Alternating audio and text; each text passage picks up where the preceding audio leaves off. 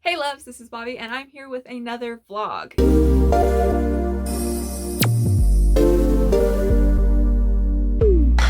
And this is going to be vlog number 37, and I had a very, very lackluster reading week.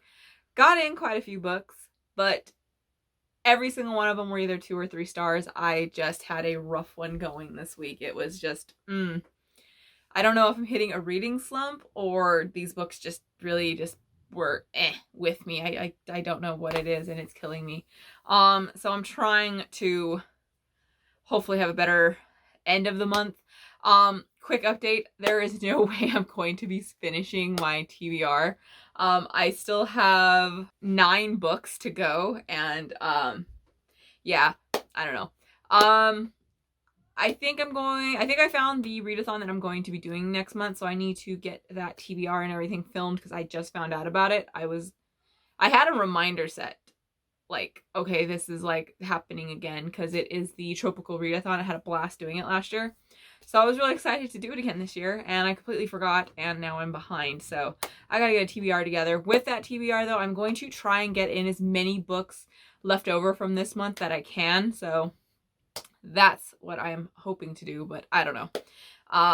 Might want to change it up a bit because, like I said, I just had a really rough go this week and still trying to pull through as many books as I can for this month, but I don't know if I'm going to make it. I probably will still be able to block out my Waywardathon board because you can double up, triple up, or whatever, and a lot of these books can carry over. I know that the Library of the Unwritten alone can take off quite a few of these, so I'm gonna see how that goes. I'm still though pulling to try and get in as many as I can, but let's get into this week. I read 5 books and I started 2 others. One of them I'm actually really enjoying finally. The other one I am kind of slogging through. I have made it maybe 100 pages in. So the first book I'm going to talk about though is the last book that I was reading for last week, and that is The Project by Courtney Summers. This is the story of a young girl, well, she's not young, she's I think 19 or 20, named Lo, whose sister B has joined a cult a few years ago. This kind of alternates timelines and stuff. We get the past. With Lo, we get more of the now, and B is from more of the past on how she got sucked into this cult, and Lo's trying to get in contact with her sister again.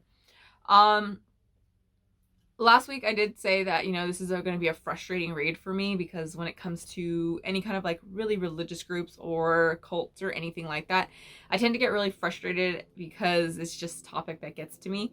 That did happen. I was really enjoying the first half of this. It was really interesting. I was like really curious on where it was going. And then the story just kind of like fell apart. It just didn't make it didn't make a lot of sense. It kept it felt like you were missing pieces, and it was really weird. I figured out like what was end up going on and stuff. The thing that really got me is that Lo from the beginning knew that she couldn't trust the project, which is the name of the cult. They're not seen as a cult by like the general public because they do a lot of like community service. They have outreach programs and everything like that. But they do have a kind of darker side. But the thing that got me, like I was saying, is Lo didn't trust them from the beginning, and she knew there was something up. And then out of like literally nowhere, she kind of falls into the cult and the leader and stuff. And I don't really get the appeal of the leader. Like I don't know. I didn't care for this. I went with 3 stars. It might actually be closer to 2. Like I said, I really enjoyed the first half. I was really interested because Lo was really kind of like this fierce, and she's like, I can't trust these people. I just want to get my sister. And then all of a sudden, she's falling for the cult, and I don't understand how because they literally didn't do anything different to kind of get her. I mean, the only thing is she actually talks to the leader of this cult. Lev Warren is the name of the leader of this cult. And he's Jesus talks to me type of person or whatever. but yeah, he's not that charming or anything, and I don't know. I just think because I literally like I don't get the appeal of religion. I'm an atheist. I was a Christian for 11 years, so like I get how they can get into you, but when it comes to Lo, she was so like she knew better, and then just out of nowhere. And then there is a part in here where she does something completely unforgivable, and I was disgusted, and I was just like, after that point I just didn't care. I didn't care about her story. When it came to B, I just didn't care that much. There wasn't like this connection. It was so different from Sadie, and I wasn't expecting Sadie. That's the thing I do want to clear up. I wasn't expecting that, but because I have read a few other books by Courtney Summers, and they all, I get this kind of emotional attachment to the characters, or I'm emotionally invested somewhat. This one I just wasn't at all, and it was really weird. Like, it was just, I went from being super excited to this to just kind of because like even the cult aspect of it wasn't that interesting. Like, I was just really, I was let down. So yeah, this started off my week not that great. The next book that I picked up to read physically, and holy crap, I am struggling through it, is The Prince of Thorns by Mark Lawrence. This is a fantasy. The thing that got me interested in this book is because in one of the fantasy groups I'm in on Facebook, a lot of people just mentioned that the main character, I think it's Gorg. It's Jorg. Gorg. Absolutely horrendous name. I don't know if it's short for anything. I haven't got to that part, or it might have, and I just don't know. But it is the ugliest sounding name. You know how like people just have that name you don't like? Well, I officially like Gorg is the ugliest goddamn name I've ever came across. That he is an awful person. Like, you don't like him, you're not rooting for him or anything like that. He's just despicable. Him and his band are like, they are god awful. Like, I hope they all eventually like die very horrible deaths. But it's the writing on it. Like, I'm interested in the characters and I'm interested in the world and I want to see where it's going. But writing wise, it is just so like dry.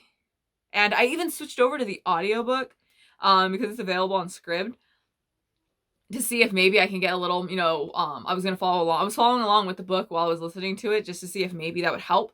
The narrator is like dry as fucking dirt. Like, I don't know. I'm struggling. I want to read this. That's the huge thing about it, because I'm very interested in it. It's just, I can't focus on it.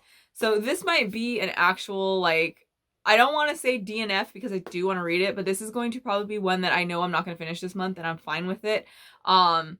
I was reading this one for the Dean bad boy trope. I can honestly go with pretty much any of these other books that I have. They almost all of them have like bad boy. Like, I can even go with this. Like, Lev Warren is a cult leader. I don't know if you can really get any worse than that. So I can honestly, like, I'm gonna throw this one, I think, to the side for now and come back to it because I can't get into it. I'm struggling. I'm at the 86 pages. I'm exactly on chapter 14 and I'm just, no. Yeah, like his band though, like they're awful. Like, I'm interested in that. Like, I am, like, I want to read characters that are freaking terrible, but are meant to be terrible, not like how it ended up with the Poppy Wars, where you're supposed to root for this morally great character or this awful character. This one is, no, you're not supposed to. Like, he's awful and you're not supposed to like him. So I'm interested in it, but yeah, it's so dry. Oh god, it's dry as hell. So yeah, that one I'm putting on the back burner. So I ended up picking up another audiobook because that just wasn't working out.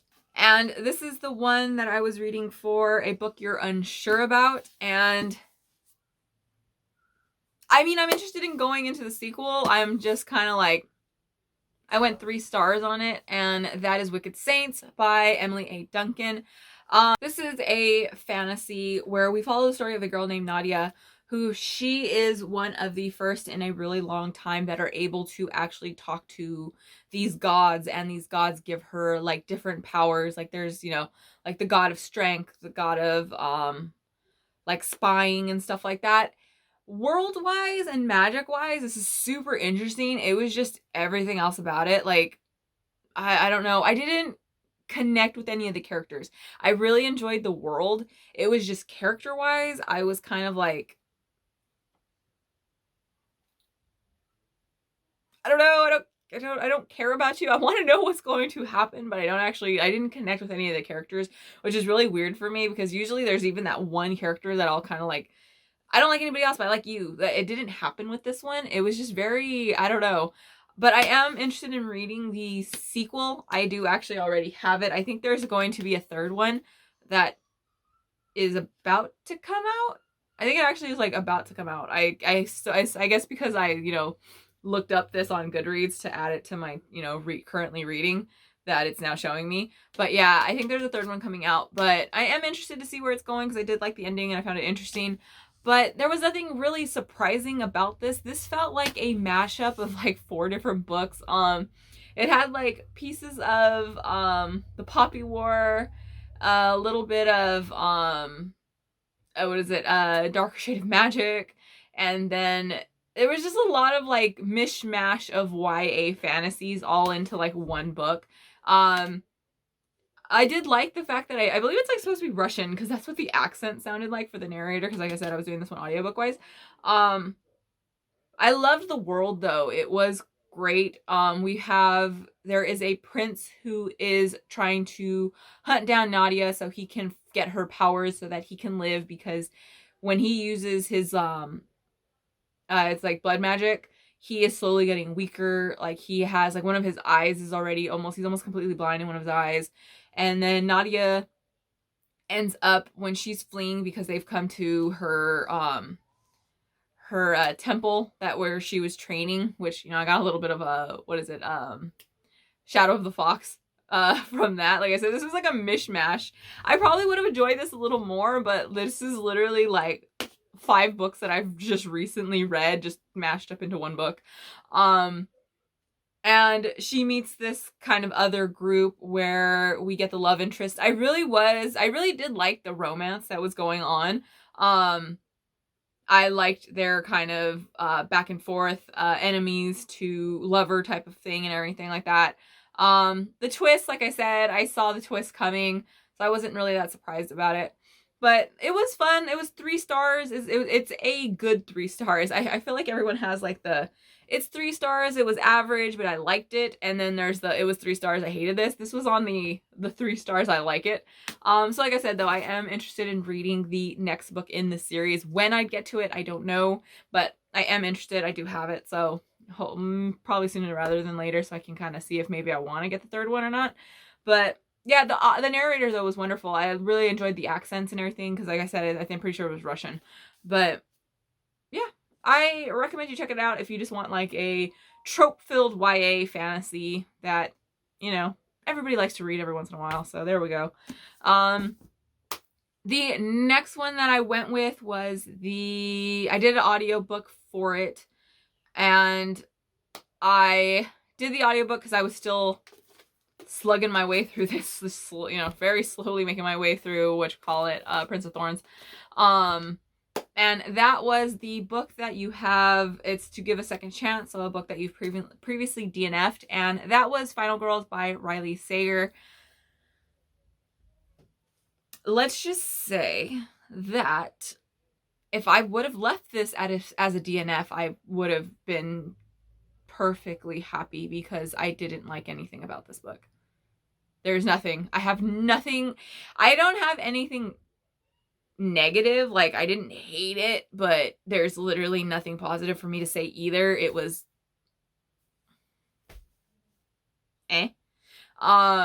this is I think I went with 2 stars. I couldn't even give it 3 because literally nothing about this I liked. I was not surprised by anything. Every single plot twist I saw coming from the very beginning before I even started the book. So yeah, there was nothing at all. I am a huge fan of slasher horror movies. So when I initially picked this book up a couple years ago, like when it first came out, I had a physical copy of it. I had had pink sprayed edges and everything. It was really cool edition, but I ended up giving it as a gift to a swap partner because I tried reading it and I literally couldn't get past like the third chapter because I just didn't care for the writing. I didn't care for the character. She was very whiny. So when it comes to books that are trying to go down like a slasher horror type of element, it's hard for me to connect with them if they're not done right. And for me, this book broke one of the hugest rules when it comes to final girls. And that is, you are supposed to like the final girls. You're supposed to root for them. They're that last girl that's standing. You want her to survive. When it came to Quincy, I believe her name is. I didn't write this one down. I'm like behind on my log. I need to catch up. This week just got me very, so I didn't want to write. I just haven't done it yet. But I believe her name was Quincy. When it came to her, she was so bland, like bland as freaking hell, that I didn't care about her. I didn't care about her story. I didn't care if she survived. I didn't care that she did survive as the final girl from her initial attack. I probably should talk about what this book is about. We follow the story of a girl named Quincy, who she is a final girl. She was very Friday the 13th-esque. Her and her friends went to a camping trip, and at a cabin they all get murdered by this slasher. She's the last one standing. She was saved by this cop who she Cooper, I believe his name was, that she got attached to him. He kind of stayed in her life after the murders and stuff because, checking in on her just to make sure she was safe because, he was the one that rescued the final girl type of thing. This has all of the tropes that I love from slasher movies. It just wasn't done well. It wasn't executed well. Like I said, every single plot twist. And if you've read this book, I mean every single plot twist I got from the very beginning of the book. All of them. So as you can imagine, I was just kind of like, when everything kind of like started coming together, I'm like, no shit. No shit. I got that. Like, how are we this far behind? Because I wasn't surprised by anything. And like I said, when it came to, it's honest, I'm going to keep calling her Quincy, and I think that might be actually wrong. So sorry about that. It sounds right though. But yeah, when it came to her though, I didn't like her. And you need to have a likable final girl. Like, if you're going to care about their story and you're going to want them to, keep surviving, you're supposed to like them. And there's nothing about her that was likable. When it came to, because I liked the idea of it, but I've just seen movies that were done a lot better. There is one called Behind the Mask: The Story of Leslie Vernon. It is a mockumentary style horror movie in this universe. All of the different slashers, Freddy, Jason, Michael Myers, they are all actually real, and they're kind of like these superstars basically. And we're following the story of this guy named Leslie Vernon, who he wants to be the next who's who of the slasher world. And he gets in contact with this college, they're a college team that are trying to do like their thesis or whatever on like slashers, and he invites them to follow him around, and he shows them how he picks his final girl and everything, and he breaks down the different tropes of a final girl and everything. So seeing something that's so well executed as that was, and then to jump into a book like Final Girls where it was just it was really hard for me because, like I said, I am a huge horror movie, especially when it comes to slashers. I will watch all of them, the B-rated ones, the best of the best. I just love that kind of genre, and it just wasn't done right in here. It was done very just mediocre. And like I said, the number one rule is you're supposed to like your final girl, and I just did not care for her. I didn't care for anything that was going on, and I figured out every single twist. I didn't think it was possible for me to get every single plot twist right, but I did, and I was just like, okay, that's what I'm left with.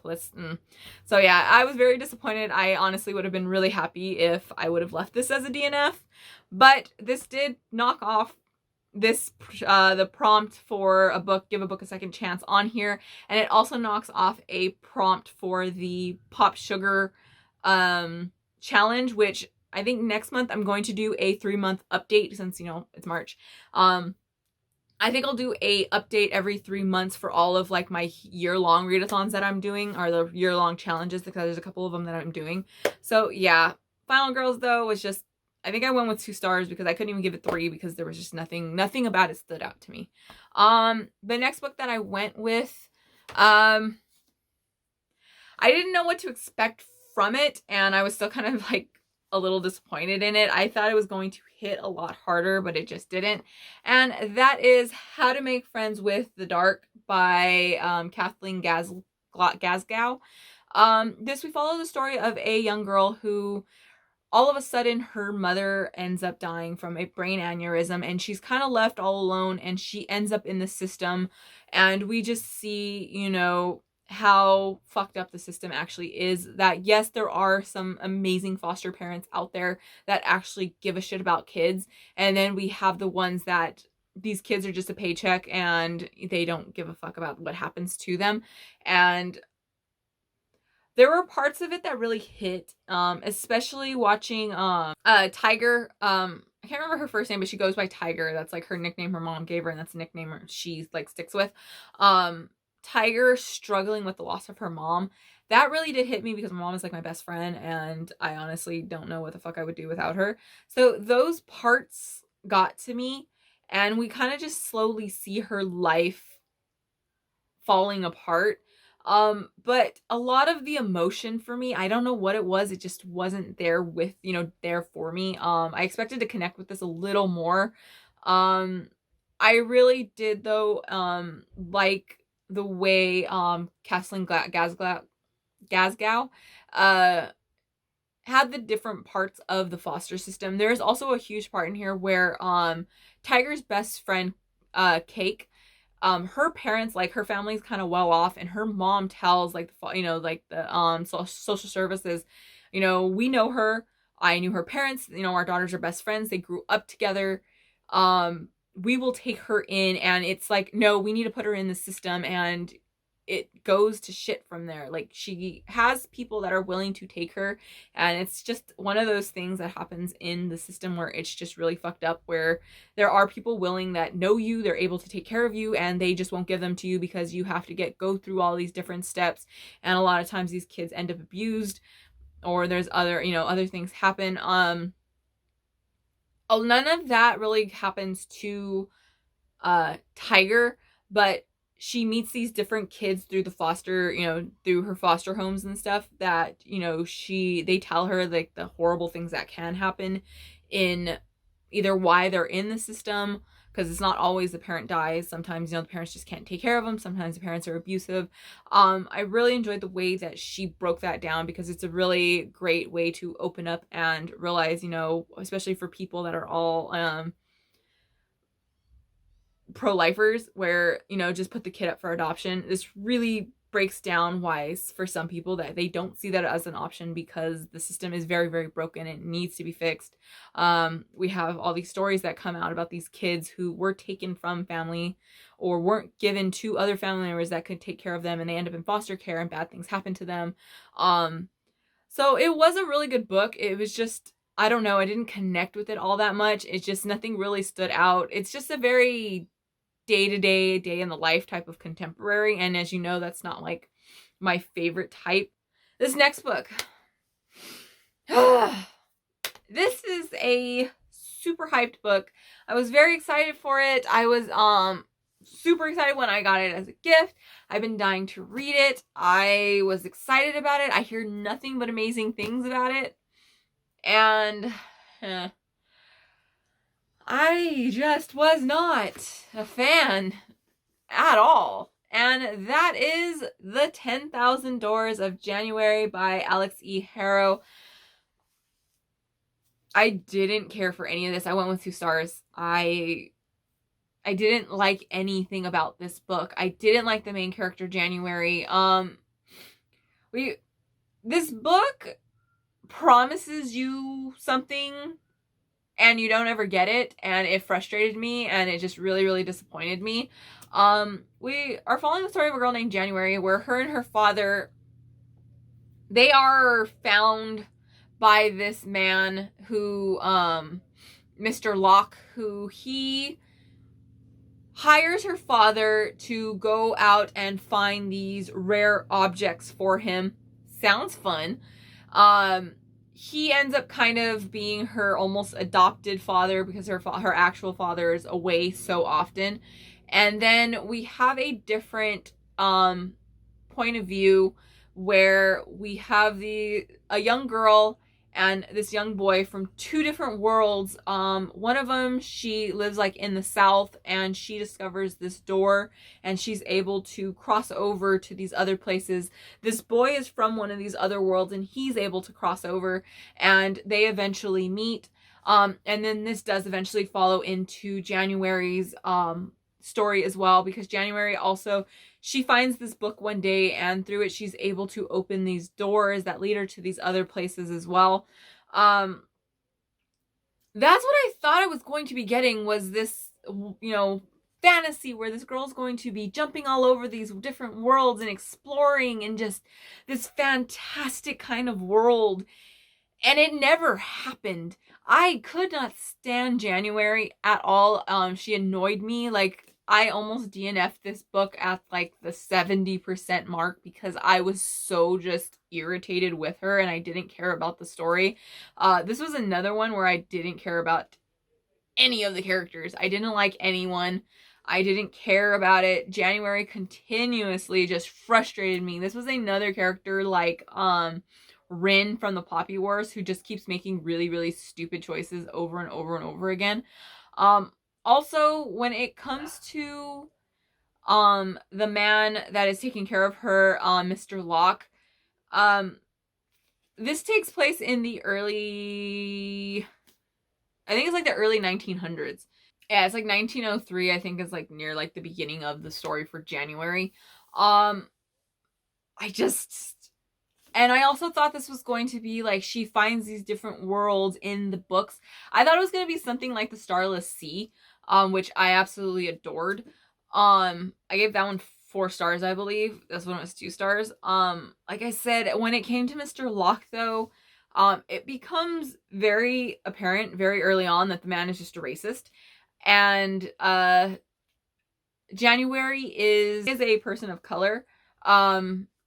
And well, she's mixed race is what it is. Her mother was white, I believe, but she does have like darker skin, and it becomes very apparent from the absolute beginning. Like, I get it, she's a little girl and she didn't understand the way Mr. Locke was with her, that he saw her as this kind of oddity that he could, present as a civilized person.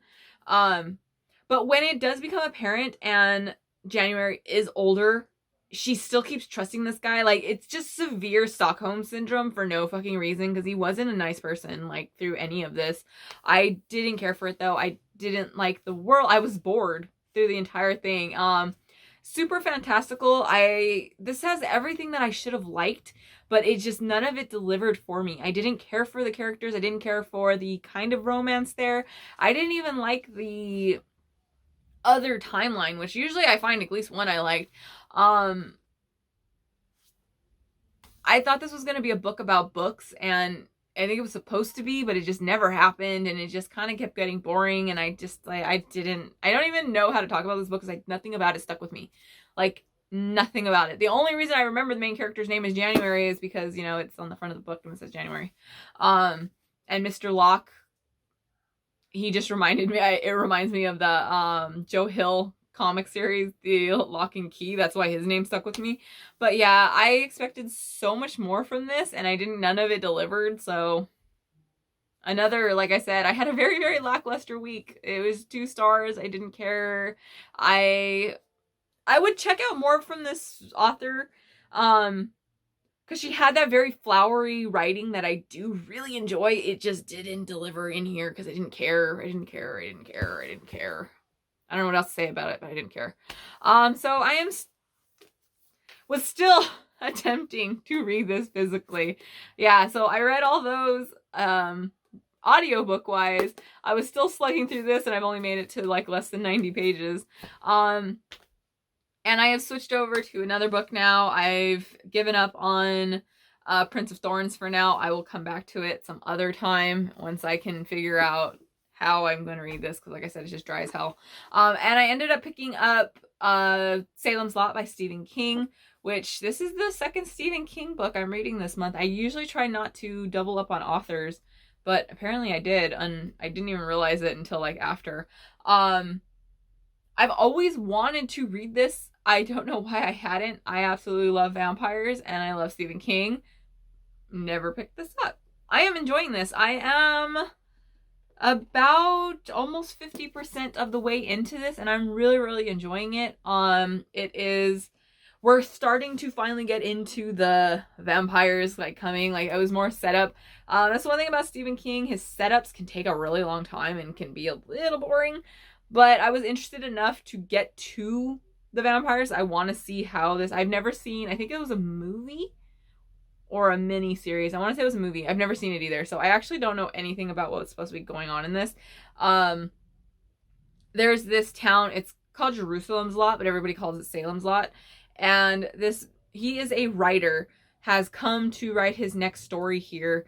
And when he gets there, a kid goes missing, another one ends up dead, and all these other people, like, we've just gotten like our next kind of victim, and I'm really enjoying it. I can't wait to see where this is going. I'm super interested in it. So this one I am going to be finishing, hopefully either today or tomorrow, because I'm on my days off right now, so I don't usually get too much reading on my days off, but this is the one I know I want to finish because I am really enjoying it. The next ones, though, I'm not quite sure. I'm going to try and get in a few more books. I gotta go over my prompt list for the bingo board and see which prompts I still have left that I can't double up from other books, because like I said, I'm not going to finish this TBR because this is what I still have left. Yeah. This is my still to go. I don't know what I'm going to be going with. I might read... I've been wanting to read this one for quite a while, which is Pretty Girls by Karen Slaughter. I might get to this one, but because I don't think any of my other ones... Actually, Final Girls could, because this is for a thriller. Final Girls is a thriller, so I could probably double up. Friends to Enemies, though, I do want to get in Vicious, so this is one of the top priorities for me to get to. I really want to reread it. I love this book. It is my favorite B.E. Schwab book, so I'm excited for this one. So this one I know I want to try and get to. Bloody Rose is the other one I really, really want to get to. I was supposed to do it this week, but then I ended up picking these other books, and my sixth sense really let me down this week. I should have went with this because I know I'm gonna love it. So this one I know I want to read this week. That's the thing that threw me off, is I forgot that February. How I forgot, I'm gonna be 32, and I somehow forgot that February is a short month. Lair of Dreams, though, is the other one I really, really want to get to. What is it? The Circus Rose, I'm probably not going to get to. Robe Apocalypse. This is the only one I do know I have to get to, because none of the other books I read had an Indigenous author, I don't think. I know this one does. So I might have to get that one in. I'm not sure, because I want to get a blackout. The next one is Forest of a Thousand Lanterns. I really want to get to this one. So this one is one that I will carry over to next month if I can. But yeah, the three, though, I know 100% sure that I want to get in next week are these three, which is Lair of Dreams, Vicious, and Bloody Rose. So that is my goal for these. And then the other ones, I don't know what I'm doing. I don't know. I very, very, very, very overestimated myself on this TBR. And I had 2 kind of bad weeks in a short month, so I don't know. Someone tell me it'll be okay, because I want to. This is like only the second time I didn't finish my TBR, so I'm sad. But I'm still pulling through. I've got this. I can figure it out. We will try. But yeah, so there we go. That is my, not very quick, but that is my update for the week. I hope you had a awesome week. What did you read? What was your favorite book of the week? Are you going to finish your monthly TBR? And are you doing any readathons in March? I plan on doing the Tropical Readathon, and I know that the pop culture readathon. They're having a mini readathon in the middle of the month, which is dedicated to Are You Afraid of the Dark? That was one of my favorite shows as a kid, so I want to try and see if I can overlap my TBRs or try and not stack myself so big and try and do both. But yeah, I definitely want to do both of them. So there we go. As always, I'm Bobby. If you like this video, don't forget to give it a thumbs up. Don't forget to subscribe. My links will all be down below, and happy reading.